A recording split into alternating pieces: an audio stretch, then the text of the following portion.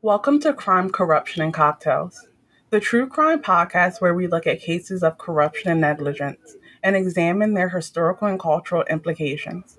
Today, I'm drinking a raspberry White Claw. What are you having, Jenny? I'm drinking a vodka soda, and this episode starts off a month of episodes based on crimes that took place in our home state of New Jersey. Today, we're discussing Howard Unruh, one of the first recorded mass shooters in American history. Howard Unruh was born January 20th, 1921 in East Camden, New Jersey. He and his younger brother, James, were raised by their mother, Frida, following their parents' separation. Unruh was described as shy, and he enjoyed stamp collecting and model train building. In 1942, Unruh enlisted in the U.S. Army. He served as an armor crewman throughout Europe from the fall of 1944 to the summer of 1945. Unruh followed orders well and was described as a quote-unquote world-class soldier. He had even won marksmanship and sharpshooters ratings. He was not known to chase women with his fellow soldiers, instead opting to read the Bible and write letters to his mother. He was also known to take detailed notes of every German he killed. According to Smithsonian Magazine, he would mark down the day, hour, and place, and when circumstances allowed, described the corpses in disturbing, bloody detail. Unruh was awarded several medals before being honorably discharged. His brother and father would later say that serving in the war changed him. Following his discharge, Unruh returned to New Jersey and lived with his mother. His apartment was adorned with items from his time in the war, and he had put together a target range in the basement to practice shooting. Unruh worked as a sheet metal worker for a short period of time before enrolling in the Temple University School of Pharmacy in Philadelphia, Pennsylvania. He left school not long after starting due to quote-unquote poor physical condition. Unruh did not have any friends in his neighborhood, and many viewed him as nice yet odd. He was angry and often complained about his neighbors in his journal. He had particular issues with his neighbors, the Cohen family. Maurice Cohen was a druggist with a shop at 3702 River Road in East Camden. Maurice and his wife Rose had had frequent intense arguments over the Unruh's use of a gate that separated their backyard from the Cohens. Rose had also complained of Unruh keeping his bedroom radio loud until the late night hours. Unruh later claimed, quote, Mr. Cohen shortchanged him 5 times, while Mrs. Cohen told him to turn down his music even though their son Charles was free to aggravate him with his trumpet, end quote.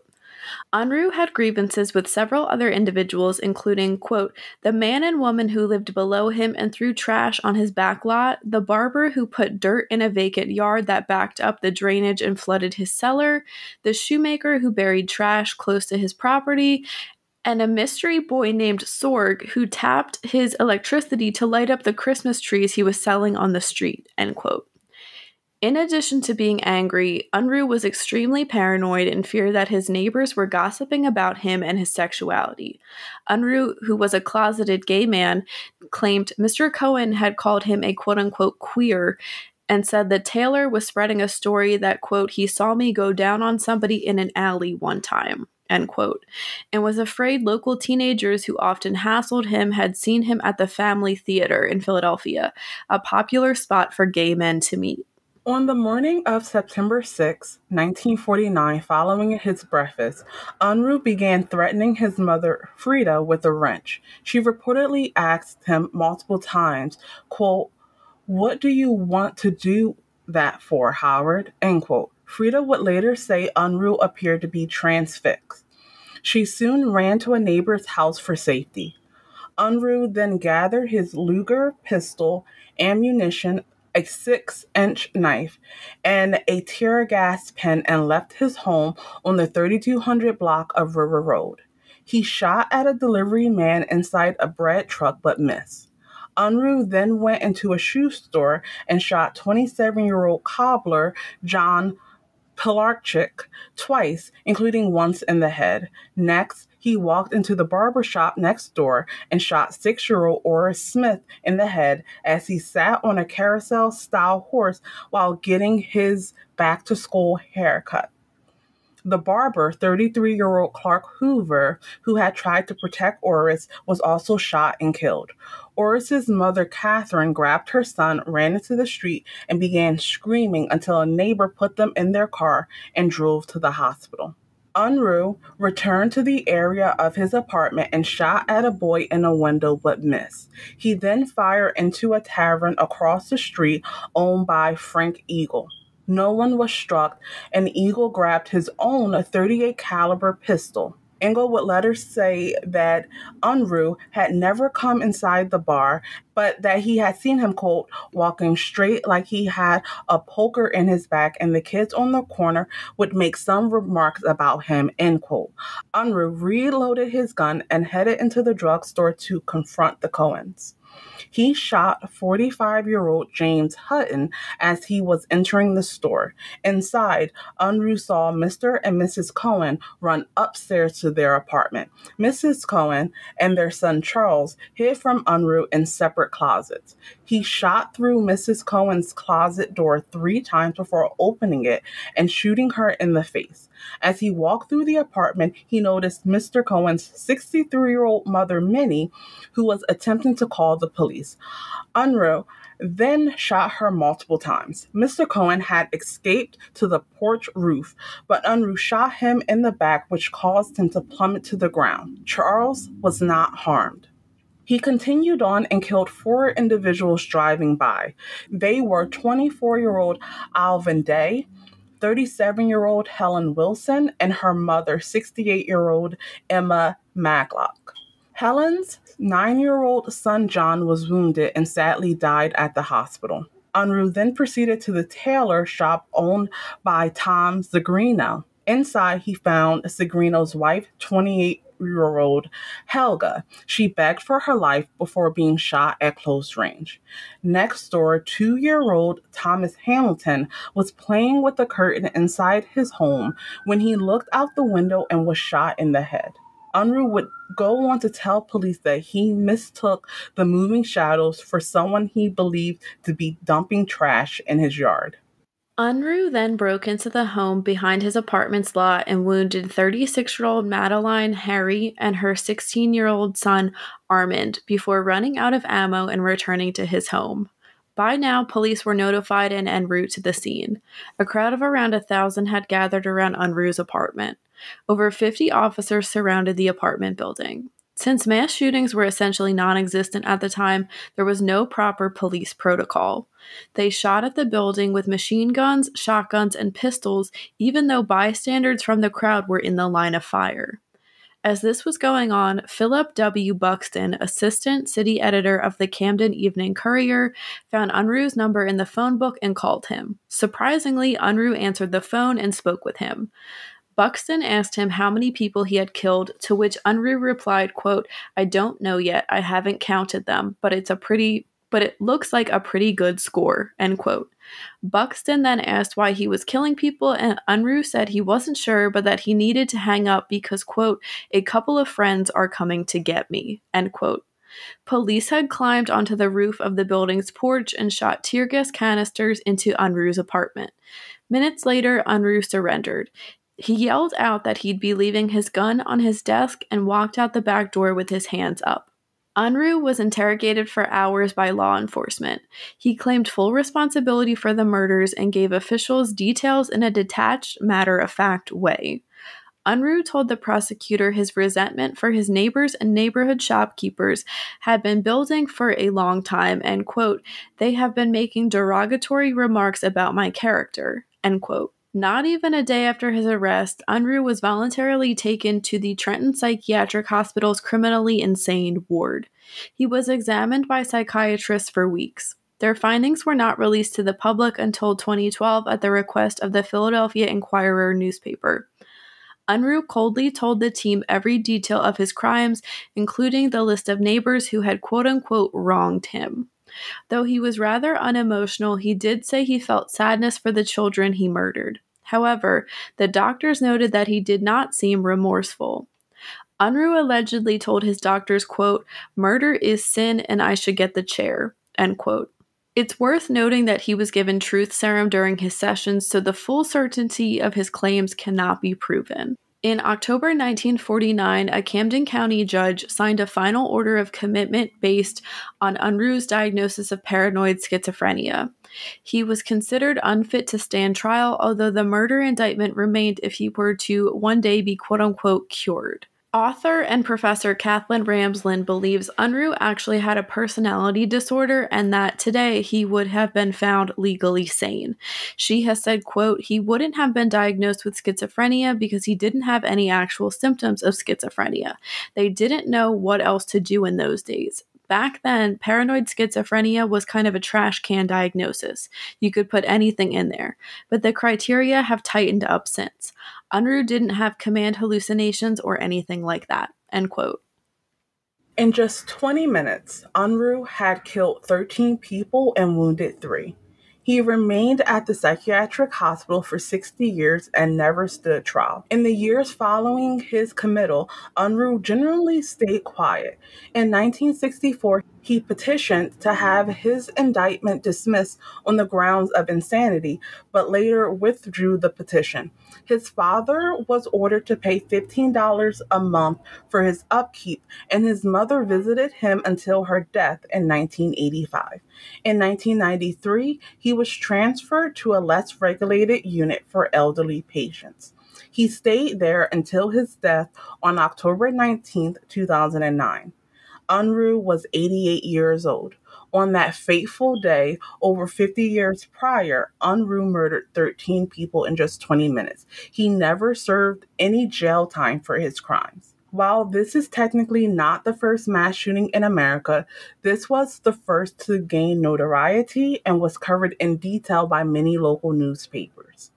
In 1950, New York Times writer Meyer Berger won a Pulitzer Prize for local reporting for his work. Berger gave his $1,000 prize money to Unruh's mother. Currently, there are no plaques, memorials, or markers of any kind in the Kramer Hill neighborhood. Allegedly, no one has moved into Unruh's old apartment, and the building was boarded shut when journalist Patrick Sawyer visited in 2015. Survivor Charles Cohen, whose parents and grandmother were all murdered by Unruh, told the Philadelphia Inquirer magazine in 1999 that even at 62, he was still haunted by the killings and that modern mass shootings brought back the same pain he felt on that terrible morning. Cohen died just 1 month after Unruh. Ironically, Cohen's granddaughter, Carly Novel, survived the 2018 shooting at Marjorie Stoneman Douglas High School in Parkland, Florida, by hiding in a closet, just like her grandfather did. Del, what are your thoughts on the mass shooting committed by Howard Unruh? This is one of the cases that I unfortunately was familiar with because I was familiar with the area that he did it in.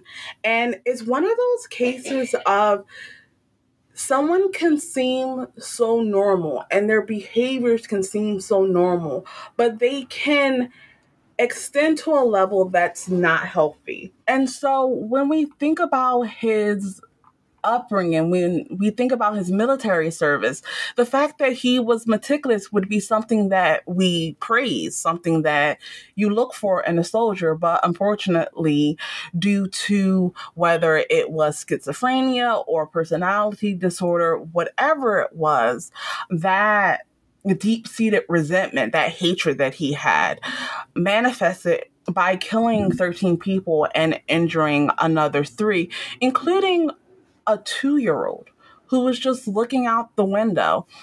And I know he had said something to the effect of he was really sad about the children that he killed, but I think the fact that he didn't show remorse, the fact that he at one point was trying to be released, and not like, oh, I'm good to stand trial now. I can be held accountable for my actions through the legal process. It was, oh, I spent enough time in a psychiatric institution. You can release me now.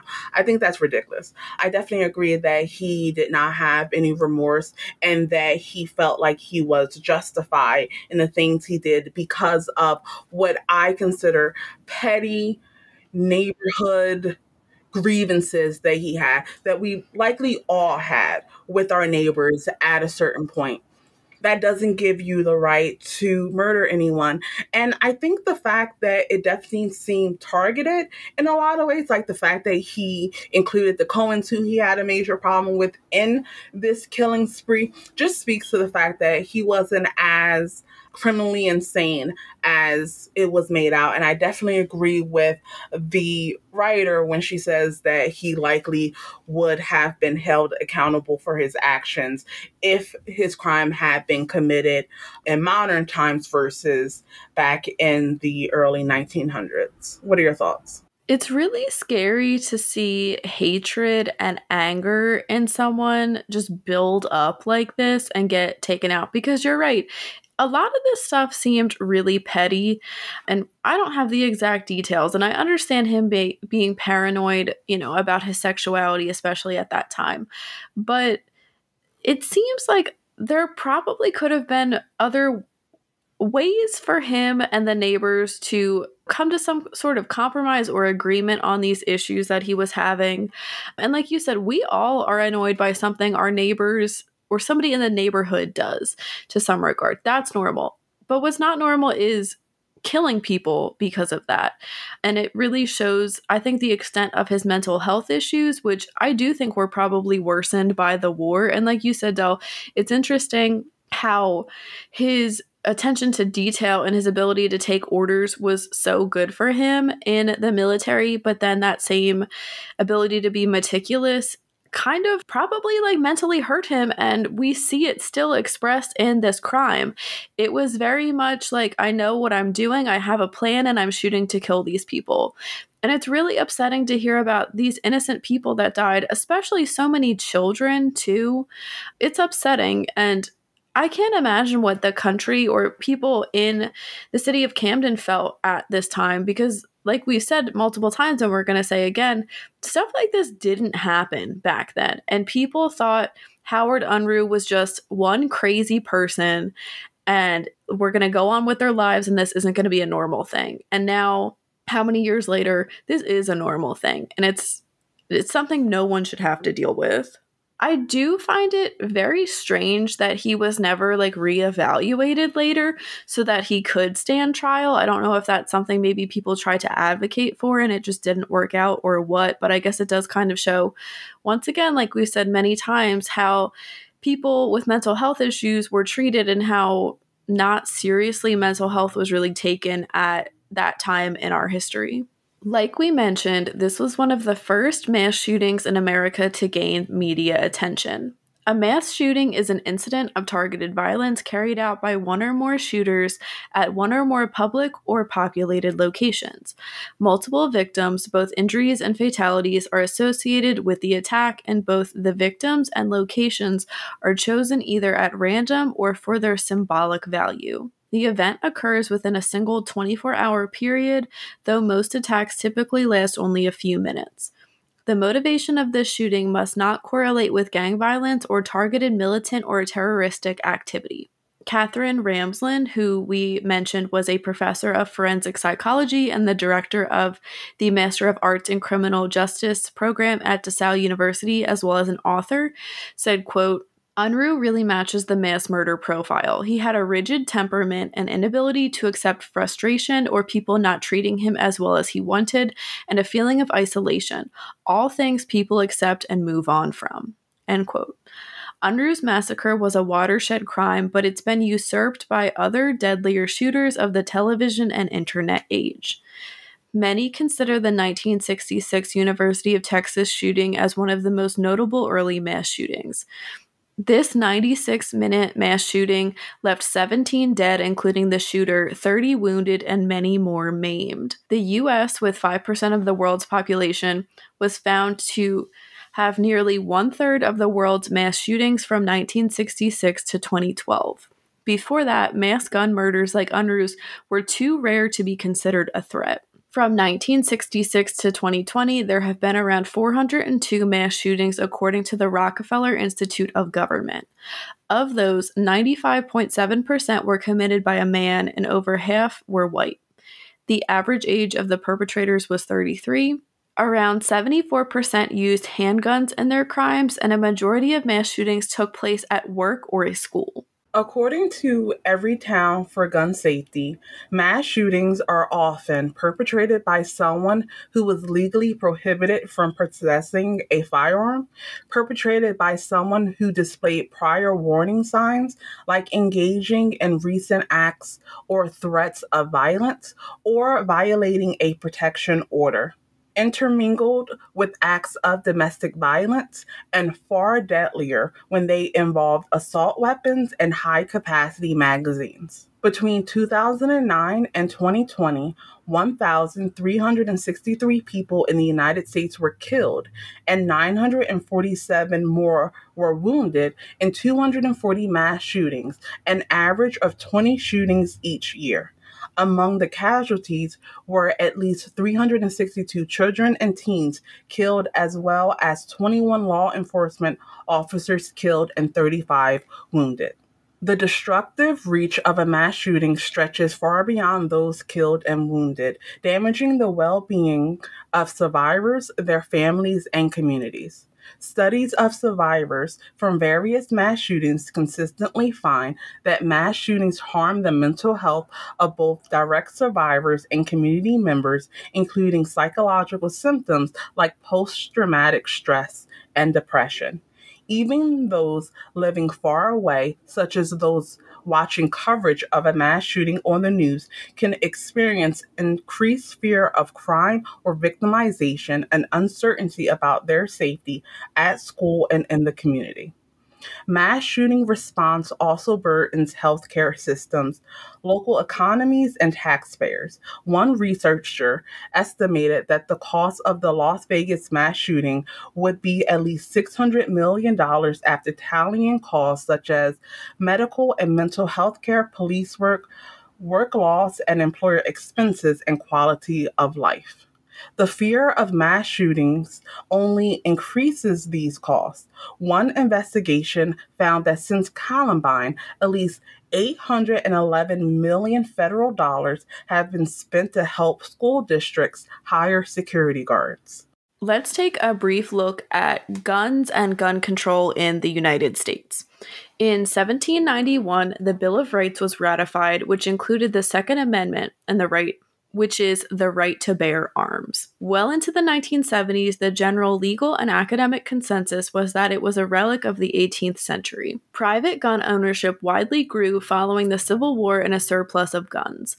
Guns went from being advertised as tools next to plows in agricultural magazines to being marketed as central to American masculinity and essential for protecting family and property. By the early 1900s, 43 states limited or banned firearms in public places.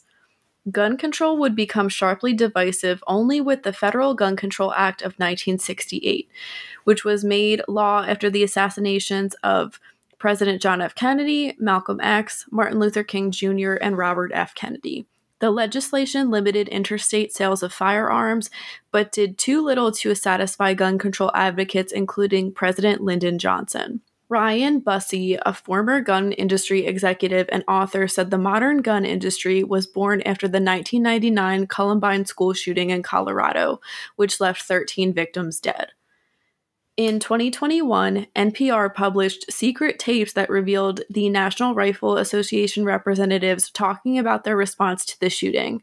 As Bussey sums up those conversations, said, quote, "They basically had debates behind the scenes about, okay, do we give in and be conciliatory, or do we basically use these sorts of events to stir up hatred and fear and division and all the stuff that rules our politics now?"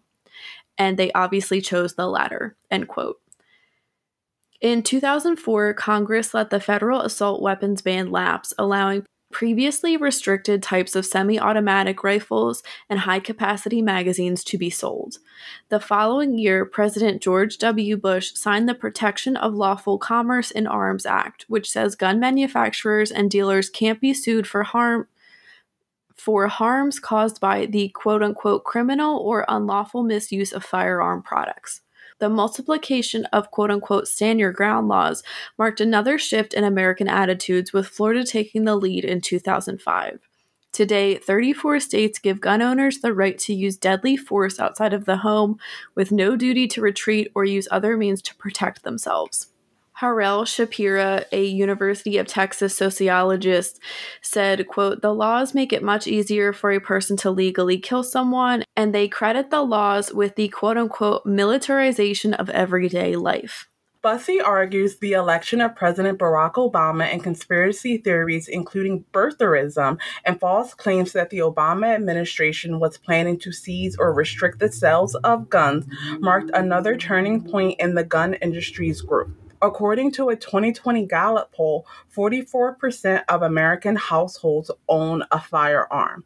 In a 1999 poll, most gun owners said that they kept guns for hunting and target shooting. Only 26% cited protection as paramount. By 2015, however, 63% cited self-defense as a primary motivation for gun ownership, according to a 2015 National Firearms Survey. The director of the Coalition to Stop Gun Violence, Josh Hurwitski, said, quote, "The gun lobby thrives on fear and drives fear," end quote. The United States is not the only country with mental illness, domestic violence, or hate-fueled ideologies, but our gun homicide rate is 26 times higher than the other high-income countries.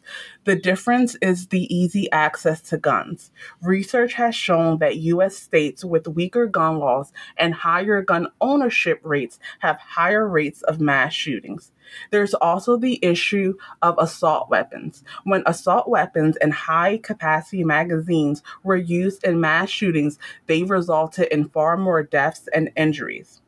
Between 2009 and 2020, the 5 deadliest mass shooting incidents in the U.S. all involved the use of assault weapons and or high-capacity magazines, and they were Las Vegas, Orlando, Newtown, Sutherland Springs, and El Paso. Closing loopholes in our federal and state background check laws can prevent guns from ending up in the hands of those who are legally prohibited from having a firearm. Extreme risk laws are one such opportunity, sometimes referred to as quote-unquote red flag laws. These laws empower loved ones and law enforcement who recognize warning signs to petition a court to temporarily restrict a person's access to firearms when they pose a significant risk of using them to cause harm. Research shows extreme risk laws are effective in saving lives, especially in cases of firearm suicide. Del, what are your thoughts on anything that we just talked about related to mass shootings or gun history and gun control? Guns and really anything involving them is such a minefield in so many ways, because you have individuals who are definitely very passionate about the Second Amendment, what it says, the fact that everyone should have guns and there should be no restrictions.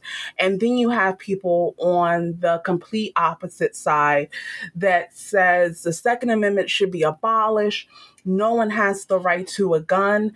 And I think I'm somewhere in the middle, where I definitely think that the Second Amendment is something that we have. I do think that a reading of it lends support to the idea that individual citizens have the constitutional right to have guns. I just think that we need to have better gun control to make sure that legal gun ownership is respected, but we are, like we stated before, we're not allowing those that should not have guns able to purchase them. And that includes closing loopholes. That includes having those red flag laws, having better background checks, making sure that we have a comprehensive list of crimes that automatically exclude people from gun ownership, and making sure that there's not a time restriction on that. For example, I think that if you get convicted of a violent crime, I think that, like voting, you lose that right. And I always find it strange that the same people that would say, if you're a criminal, you don't get to vote, you have lost that privilege, would not say the same thing about gun ownership. It's very weird. To me, there are actions that you can commit that completely removes your right to own a firearm. I always find it interesting when the US is compared to other countries when it comes to gun violence and just our incidents of mass shootings. I think in a lot of ways it is a fair comparison, especially if you're looking at it from a GDP perspective. And it's absolutely true that the United States and other countries, specifically European countries, have similar interests of ideology being hateful, domestic violence, mental illness, all the other things that go into why someone may not be in the right mental state or have committed actions not to have a gun. But I think that we have this love for guns that these other countries don't have. And I think that our history lends itself more that love of guns will never go away. I don't personally like guns. I would personally never own a gun, but I also don't support, completely eliminating it from American society. I think that in a lot of ways, it's a 2-for-1 special when it comes to America and the love of guns. What are your thoughts on it? I agree with pretty much everything that you said. The gun culture in this country is very bizarre to me. And I also don't like guns. I never grew up around guns. So maybe that gives me some bias, but it's just very foreign to me. And I don't really see why so many people feel the need to have guns. I know we talked about self-defense and protection, but what does the average person need so much protection from? I don't really understand that. And I definitely agree that the NRA thrives off people's fear. And I think that's absolutely disgusting. And I truly hope to see that organization suffer because I think they are incredibly corrupt and heinous. And of course, that's not to say that every person that owns a gun is like a bad, irresponsible person, because that is not the case at all. There's tons of people that are responsible, that have proper training, that hide their guns when there are children in the house. They don't just keep guns out and about wherever they want. And I totally support them having the right to bear arms. That's fine with me. But like you said, Del, there are so many people that should not be allowed to have guns getting guns very easily. And that really scares me, and it makes no sense. I know a lot of people, when they talk about gun laws, it's common sense laws or common sense gun laws, and it really is just common sense. Why is someone that has been charged with domestic violence or some other type of violent crime allowed to have a gun? It doesn't make any sense to me.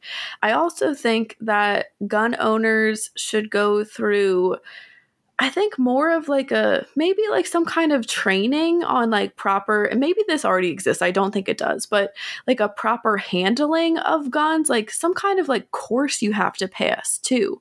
I think that would be really helpful and would probably deter a lot of people.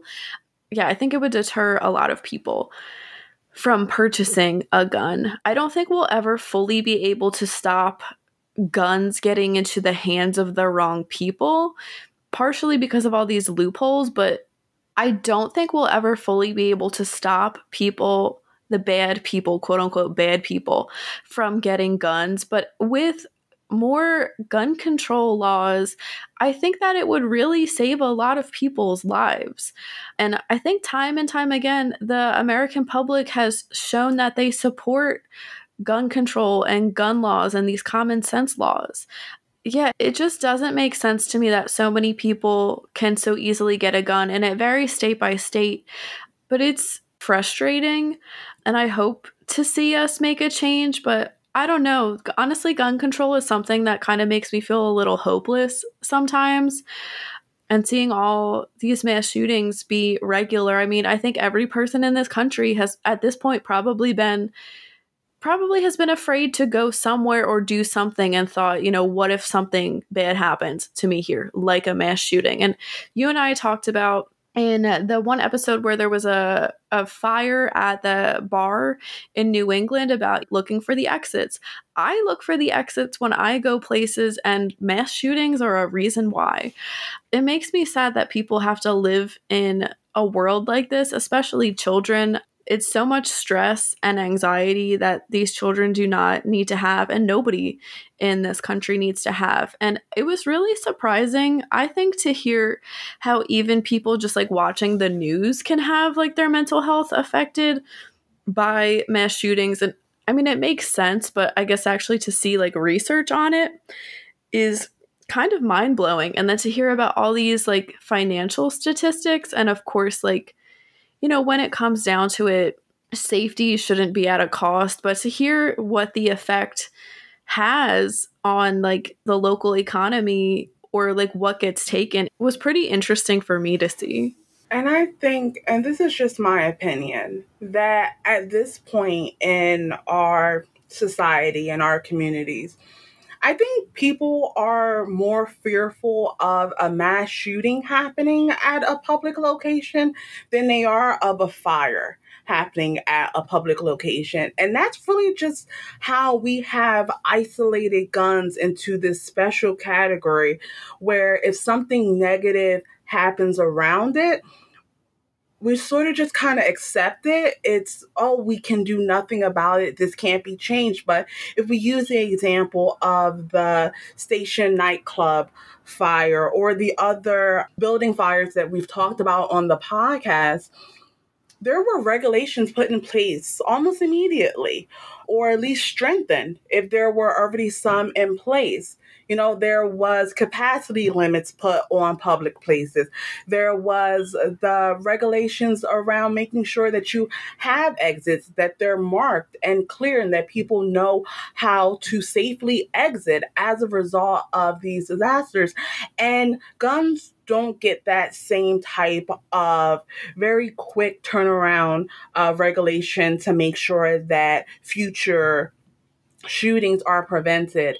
And for me, when it comes to the gun control and what needs to happen, I really like the analogy of driving. So a car is a deadly weapon, right? No, it's not its primary purpose. Yes, millions of people use it in a legal way. But in order to drive legally, you must prove that you understand the regulations around it, that you understand how to use it safely. And at a certain point, you need to reaffirm that with the government.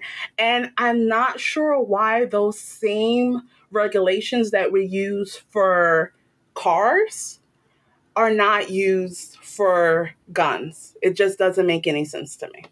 I absolutely agree. And I wanted to mention real quick, I said I'm not a gun person, and I don't understand why the average person would want or should be allowed to have an assault weapon or like a high capacity, a high magazine capacity. I don't understand why the average person would even want a assault weapon or a high capacity magazine. And further, I don't understand why they would be allowed to have it. To me, that's something that strictly should just be used by the military. The average person should not have access to that. They're meant truly just to kill. And I think a lot of these, like, you can't use that for hunting. Like, if you want to completely destroy the animal and just kill it to kill it, I guess that's why you would use it for hunting. But they have no other purpose than destruction. So why are we giving these out?